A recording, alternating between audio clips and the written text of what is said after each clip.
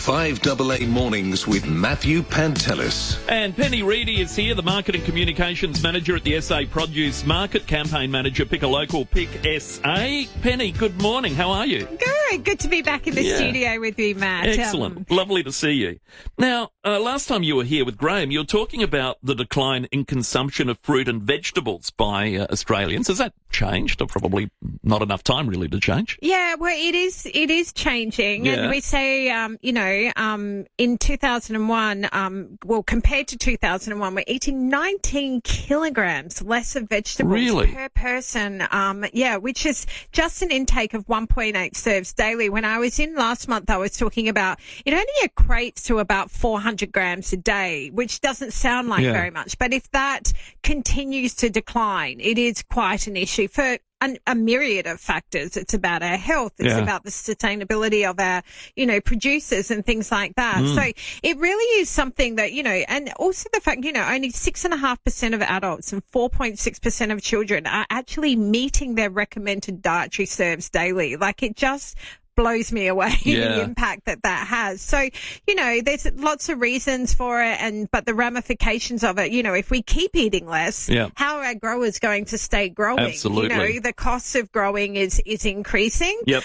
We're going to have fewer local farmers. We're going to rely on imports and jeopardize Australia's food security. So, when 98% of our fresh vegetables are actually grown locally, it's really important that we're supporting our growers, but also supporting our nation's health as well, because obviously that results in health issues and things like that. So then it puts more pressure on our health system. So, there's so many different ramifications around it. But the important thing is, and the good news is that there's a really simple solution to it. Eat more. All we need to do, it's just one extra serve. So there's this great campaign at the moment called Plus One Serve. Okay. And by 2030, we would love a national behaviour change it's an initiative to increase our vegetable consumption, improve our health, support our growers and strengthen Australia's food security. So when I come in every month and talk about what's in season, if you just eat one more serve, then it's going to make a massive impact to yourself and to the country as well. Well, you're right. And one serve is half a cup, isn't it? Which I presume a coffee cup. Is that what we're talking about in half a cup? Yeah, well, imperial measures of a cup if you're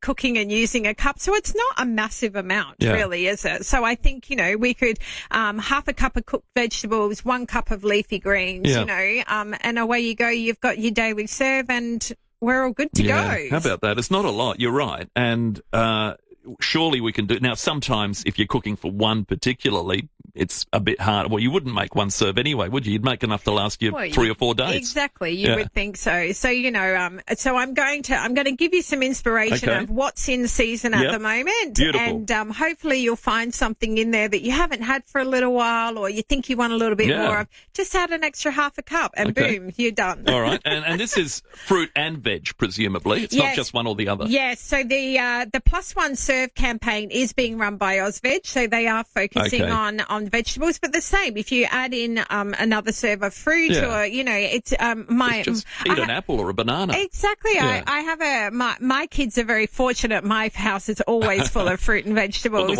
and lots of different variety. And both of my children have also worked in fruit stores as well. So they've been completely exposed to it.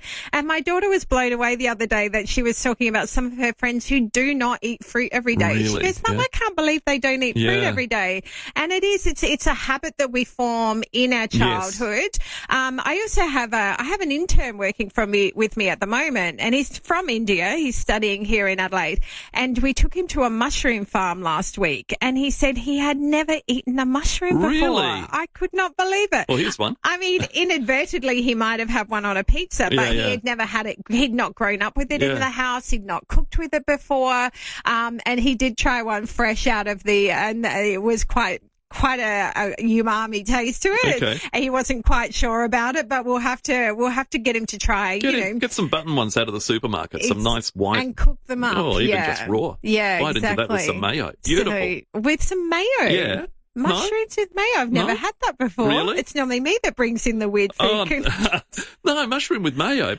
fantastic. I will have to give that You don't have to flood it with mayo, no, obviously. Just a little dab on it, or where you're biting. Yeah. Well, actually, I was talking to one of our wholesalers at the market this week, and he has a young child, and he said that his child is currently chewing on pieces of mushroom. Okay. So a toddler, like she's going through teething, and he buys the really big, like barbecue mushrooms and slices them quite thickly, and gives that to his baby. What a great, different thing to do. Yeah. So, and they do say that your habits are formed in the first 5 years of your life. So I'm guessing that child will be eating mushrooms way into her older years. And that's the thing. I mean, if you can get kids to eat when they're little, eat veggies and not refuse them because, yuck. Yes. Then you're set, aren't you? The kid's set. Exactly. Yeah. And, there's lots of ways you can hide extra fruit and vegetables into our diets. If you're doing bolognese, the Australian Mushroom Growers Association did a great campaign called the Blendertarian, where you put half mince and half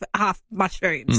And you don't even notice the difference, and bolognese is an easy one, or lasagnas, you can chuck in like grated carrot or grated zucchini or chopped up mushrooms, or even a bit of onion as well. Adding some onion in for flavour is also adding some extra vegetable, right? Absolutely. I did see a video years ago now about a dad, I think this was in the US, who had different moulds, and for the kids, he'd make, Donald Duck vegetables in that shape. And I don't know how he did it. I can't recall, but whether he cooked them or whatever, or Batmobile or, whatever it was. It was good. And, of course, kids love that. Absolutely. Yeah. And, you can give them to them as teething. And also frozen fruits is a big thing at the moment. So your kids might not like them fresh. Try them frozen, because bananas frozen are amazing. Okay. Blueberries and frozen blueberries at nighttime. I've been doing this recently. I heard that if you eat them at nighttime, it's like the last thing that you eat at night. It's really good for your gut. Is that right? Yeah. So it's good for your metabolism. It's good for your gut.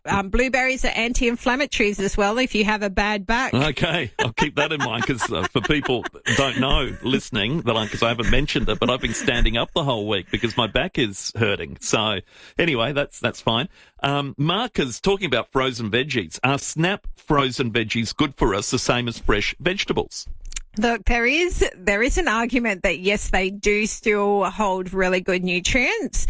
The challenge that I would put out to you is, where are those frozen vegetables coming from? So here in South Australia, we have an abundance of fruit and vegetable on our doorstep. It's a lot cheaper to eat in season, which is what we'll be talking about.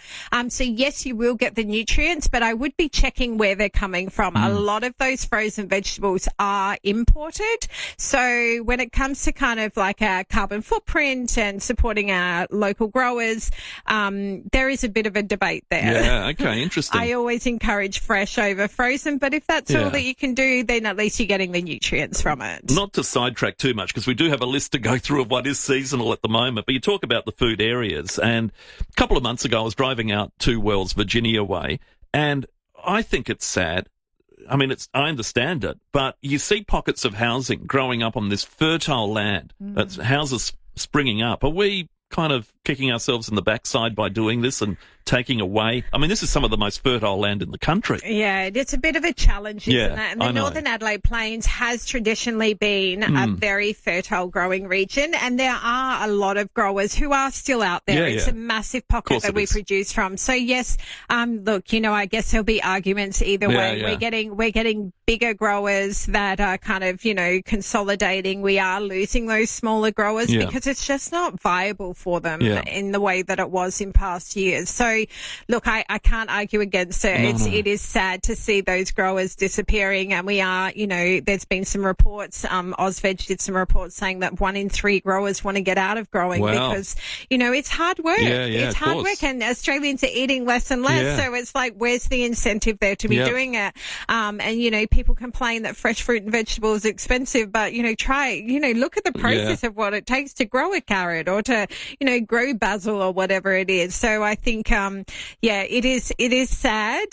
But we do still have a number of very good growers here in the state, and lots of them out in the Northern Adelaide Plains and out in Virginia. I mean, it would be criminal if we start importing fruit and veg. Oh, it would be crazy. Yeah, it would be crazy. All right, let's get into it, Penny. So start with fruit. What's around at the moment that we should really be looking at? Really fresh, really nice. So it's a South Australian citrus season. It's winter winter. It's the time we need to be getting our vitamin C. So I've got 3 top tips for you in the citrus. The Sumo Mandarin. This is my all-time favorite mandarin. I love the name of it, Sumo Mandarin. It's also known as a decapon for those who are gardeners and like the technical name for it. It's a uniquely oversized mandarin with bumpy skin and a distinctive top knot. So if you imagine a sumo wrestler, that's kind of what they look like. So you would, if you see them in the stores, you might confuse it with a Tangelo or an orange because they're quite large. Yes, they are quite, but they're just beautiful. They don't, they're sweet, they're juicy, they don't have many seeds in them,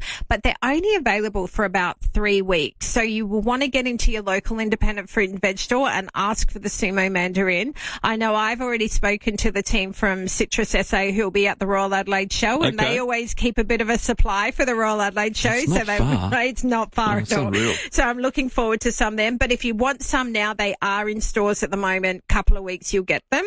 Lemons are a really good supply at the moment. A really good habit to try and form is drinking a glass of freshly squeezed lemon in water every morning. It's really good for your digestive system, and it's a really good way to get vitamin C into your body as well. It's a great kickstart to the day. And when they're being grown locally and there's plenty of supply around, what a good time to try and form that habit now.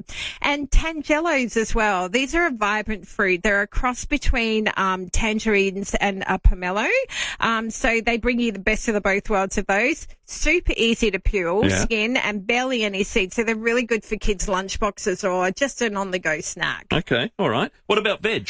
In vegetables, we've got a few interesting ones at the moment. So we've got the kalettes. So a lot of people might not be familiar with these. They're from the Adelaide Hills, and they combine the best flavours of a Brussels sprout and kale, which, is not everyone's favourite vegetables. You want the best flavours. Put them together. So they're a massive superfood. They've got their mild, sweet, nutty fusion.